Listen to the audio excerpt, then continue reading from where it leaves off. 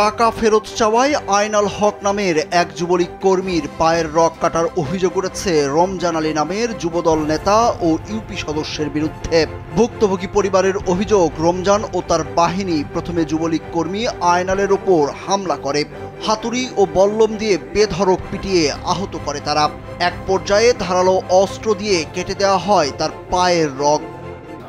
Ramzan member সরকারি ঘরের জন্য টাকা খাইছিল, টাকা ফেরত চাওয়ার কারণে আবার স্বামীকে বিগতভাবে পায়ের রক্তাক্ত করেছে।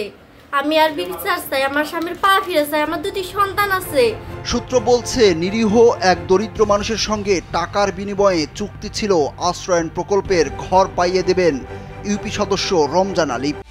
একমাত্র ওয়ালটন এসি দিচ্ছে 1 বছরের রিপ্লেসমেন্ট গ্যারান্টি এবং কম্প্রেসারের 10 বছরের গ্যারান্টি, কিন্তু কথা মতো দিতে পারেননি সরকারি ঘর। ওই দরিদ্র অসহায় মানুষ তখন দ্বারস্থ হন যুবলীগ কর্মী আয়নালের। তখন সে দরিদ্র ওই লোকের টাকা ফেরত দিতে বলেন রমজান আলীকে। তখনই সে ক্ষিপ্ত হয়ে দলবল নিয়ে হামলা চালায়।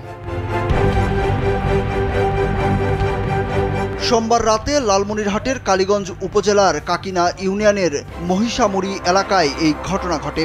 আহত আয়নাল মহিষামুড়ির আজিজুল খানের ছেলে।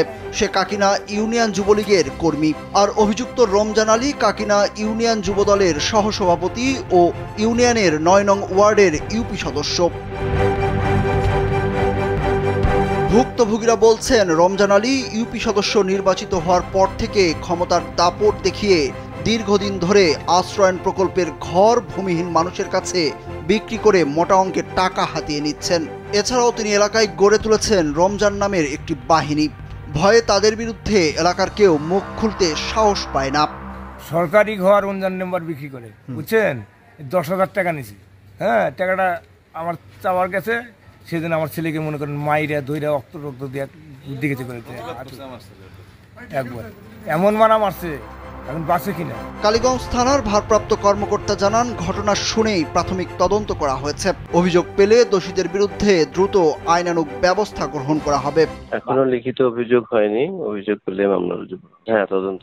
এদিকে আয়নালের রগ কেটে দেওয়ার পর রক্তাক্ত অবস্থায় তাকে উদ্ধার করে কালীগঞ্জ উপজেলা স্বাস্থ্য কমপ্লেক্সে নিলে কর্তব্যরত চিকিৎসক অবস্থা গুরুতর দেখে দ্রুত রংপুর মেডিকেল কলেজ হাসপাতালে স্থানান্তর করেন। বর্তমানে আয়নাল রংপুর মেডিকেল কলেজ হাসপাতালে চিকিৎসাধীন রয়েছেন।